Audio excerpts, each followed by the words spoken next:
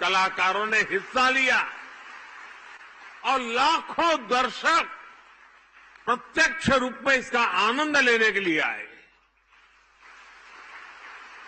मुझे विश्वास है बनारस के लोगों के प्रयास से आने वाले वर्षों में ये सांस्कृतिक महोत्सव अपने आप में काशी की एक अलग पहचान बनने वाला है।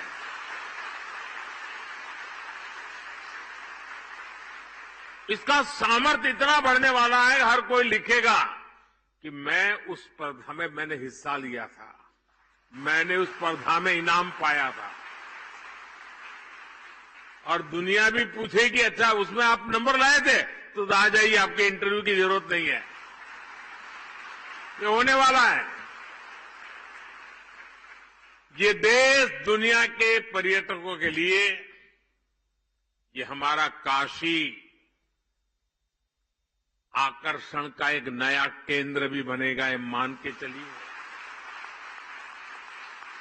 मेरे परिवारजनों, काशी और संस्कृति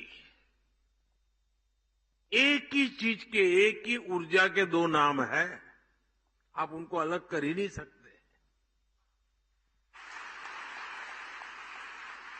और काशी को तो देश की सांस्कृतिक राजधानी होने का गौरव प्राप्त है। और काशी की तो गली गली में गीत गूंजते हैं, और ये स्वाभाविक भी है, क्योंकि ये नटराज की अपनी नगरी है। और सारी नृत्य कलाएं नटराज के तांडव से ही प्रकट हुई है। सारे स्वर महादेव के डमरू से उत्पन्न हुए हैं।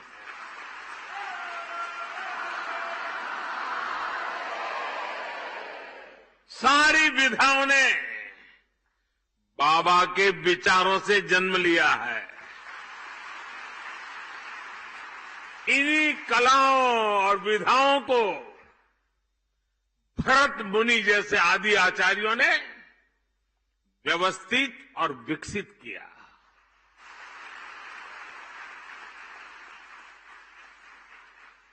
और काशी मतलब 7 वार 9 त्योहार, ये 7 वार और 9 त्योहार वाली मेरी काशी में कोई भी उत्सव गीत संगीत के बिना पूरा हो ही नहीं सकता। चाहे घर की बैठकी हो या बजड़े पर बुढ़वा मंगल,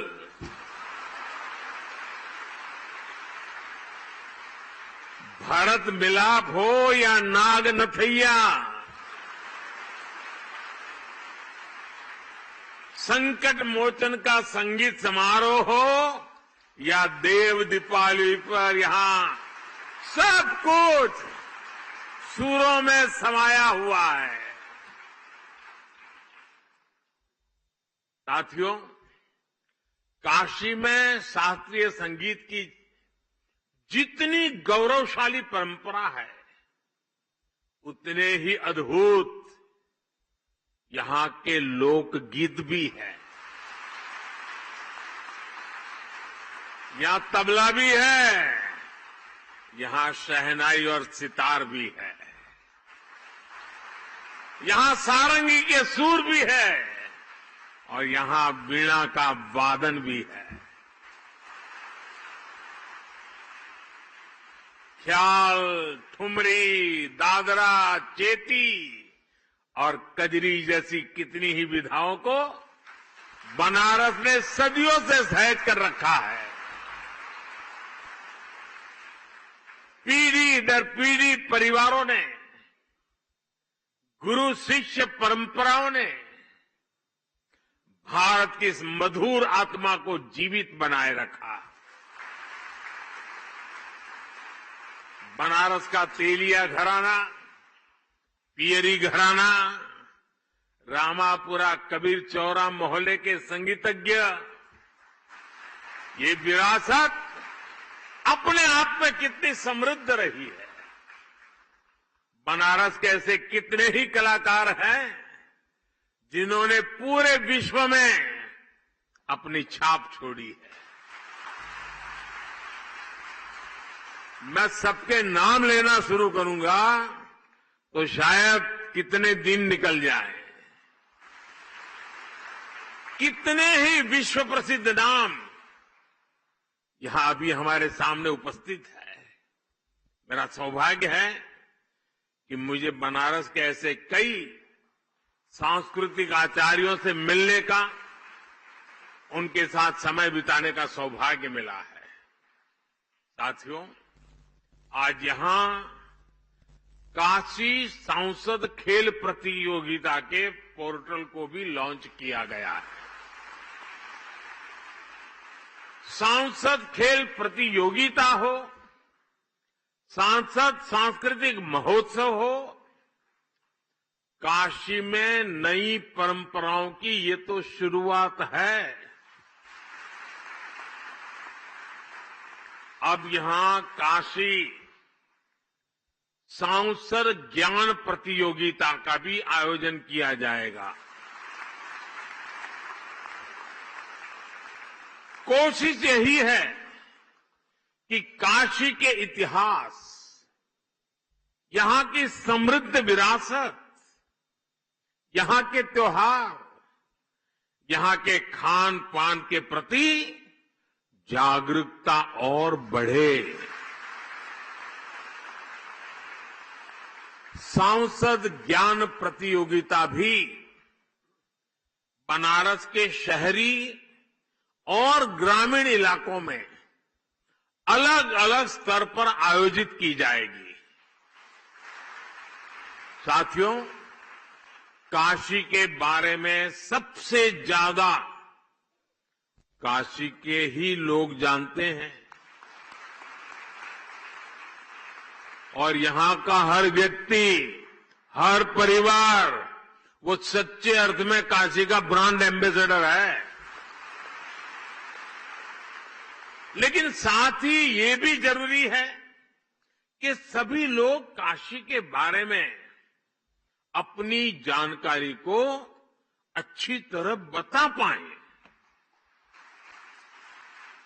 और इसलिए शायद देश में पहली बार मेरे मन में एक इच्छा है, यहां शुरू करूं।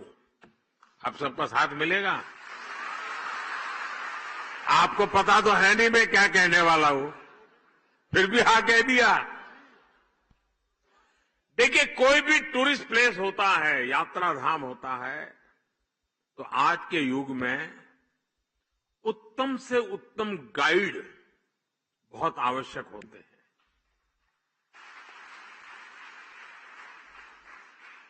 और गाइड प्रतिभावान हो, जानकारियों के संबंध में परफेक्ट हो, गोलमोल नहीं, ये 200 साल है, दूसरा बोलेगा 250 साल पुराना है, तीसरा बोलेगा 300 साल पुराना है, ऐसा नहीं। वो 240 बोलेगा मतलब 240। ये ताकत काशी में होनी चाहिए। और आजकल टूरिस्ट गाइड ये भी एक बहुत बड़ा रोजगार बन रहा है, क्योंकि जो टूरिस्ट आता है वो सब चीजें समझना चाहता है और टूरिस्ट को, गाइड को पैसे भी देना चाहता है। और इसलिए मेरी एक इच्छा है और मैं कोशिश कर रहा हूं, शुरू करेंगे। अब यहां काशी सांसद टूरिस्ट गाइड, उसकी कंपटीशन भी आयोजित की जाएगी। आप गाइड बनकर के आइए, लोगों को समझाइए एक एक जगह का विषय में और इनाम पाइए।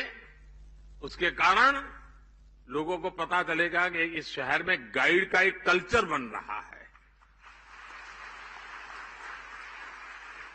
और मुझे काम इसलिए करना है कि मैं चाहता हूं मेरी काशी का दुनिया में डंका बजना चाहिए।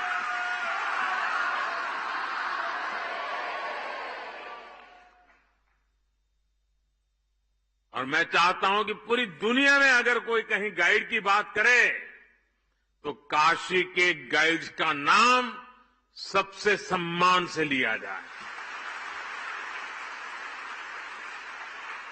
मैं सभी काशीवासियों से अपील करना चाहूंगा कि आप अभी से तैयारी करिए और बढ़ चढ़ करके उसमें हिस्सा लें। मेरे परिवारजनों, हमारा बनारस सदियों से शिक्षा का भी एक बड़ा केंद्र रहा है। बनारस की शैक्षणिक सफलता का सबसे बड़ा आधार है इसका सर्वसमावेशी स्वभाव। देश और दुनिया के कोने कोने से आकर लोग यहां पढ़ाई करते हैं। आज भी दुनिया के कितने ही देशों से लोग यहां संस्कृत सीखने आते हैं, ज्ञान लेने आते हैं।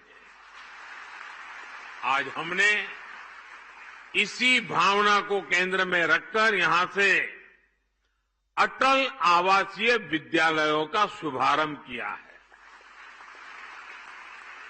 आज जिन अटल आवासीय विद्यालयों का लोकार्पण हुआ है उन पर करीब 1100 करोड़ रुपए खर्च किए और ये स्कूल, इतने भव्य स्कूल, हमारे श्रमिक, हमारे हम मजदूरी करने वाले जो लोग हैं और समाज के जो सबसे कमजोर वर्ग हैं उनके बेटे बेटियों के लिए किया गया काम है। और इससे उनको अच्छी शिक्षा मिलेगी, संस्कार मिलेंगे, आधुनिकतम शिक्षा मिलेगी। जिन लोगों की कोरोना में दुखद मृत्यु हो गई उनके बच्चों को भी इन आवासीय विद्यालयों में निःशुल्क पढ़ाया जाएगा। मुझे बताया गया है कि इन स्कूलों में कोर्स के साथ साथ संगीत, कला, क्राफ्ट, कंप्यूटर और स्पोर्ट्स के लिए भी शिक्षक होंगे।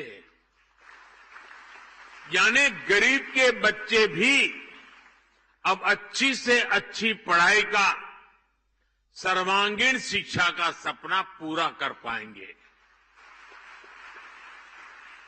और केंद्र सरकार की ओर से हमने इसी तरह जनजातीय समाज के बच्चों के लिए एकलव्य आवासीय स्कूल बनाए हैं। नई राष्ट्रीय शिक्षा नीति के जरिए हमने शिक्षा व्यवस्था की पुरानी सोच को भी बदला है। अब हमारे स्कूल्स आधुनिक बन रहे हैं, क्लासेस स्मार्ट हो रही हैं। भारत सरकार ने देश के हजारों स्कूलों को आधुनिक बनाने के लिए पीएम श्री अभियान भी शुरू किया है। इस अभियान के तहत देश के हजारों स्कूलों को मॉडर्न टेक्नोलॉजी से लैस किया जा रहा है। साथियों, काशी में सांसद के तौर पर जो भी नए कार्यक्रम शुरू हुए हो रहे हैं उन सभी में मुझे आपका भरपूर सहयोग मिल रहा है।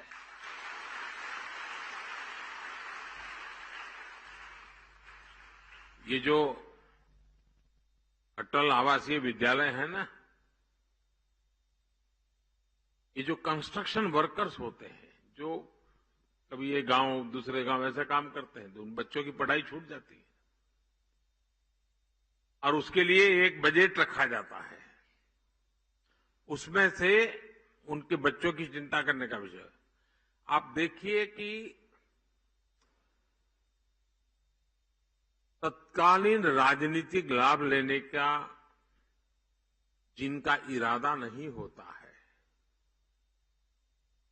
स्वार्थ भाव नहीं होता है, वो कैसे काम करते हैं और जिनके दिल दिमाग में सिर्फ चुनाव ही भरा रहता है, कैसे भी करके वोट बटोरने की खेल खेलने की आदत रहती है, वो ऐसे पैसों के कैसा बर्बाद करते हैं। आप हिंदुस्तान में जानकारी लेंगे तो पता चलेगा। ये पैसे सभी राज्यों के पास है और भारत सरकार ने पूरी की पूरी उनको छूट दे के रखी है, लेकिन ज्यादातर राज्य वोट मिलने वाले कामों के लिए उन पैसों को खपा रहे हैं, जबकि योगी जी ने, और मेरी बात तो बहुत पहले हुई थी लेकिन उन्होंने मन में रखा, और आज और ये बच्चे इतने तैयार होंगे ना, उस परिवार को फिर मजदूरी करने की नौबत ही नहीं रहेगी। अभी मैं ये अटल आवासीय विद्यालय के कुछ बच्चों को मिल के आया। श्रमिक परिवार के बच्चे थे, पक्का घर भी कभी देखा नहीं था, लेकिन इतने कम समय में जो आत्मविश्वास मैंने उनका देखा, मैं उनके सभी टीचर्स को भी बधाई देता हूं। जिस आत्मविश्वास से बातें कर रहे थे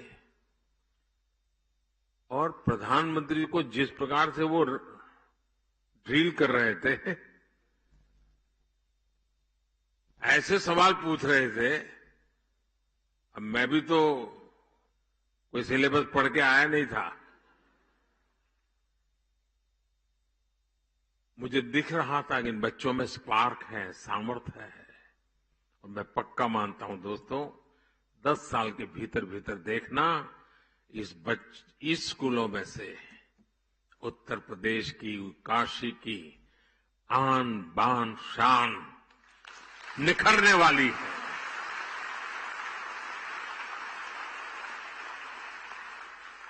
मेरे प्यारे काशीवासियों, मुझ पर आपके आशीर्वाद ऐसे ही बनाए रखिए। इसी भावना के साथ आप सबका बहुत बहुत धन्यवाद। हर हर महादेव।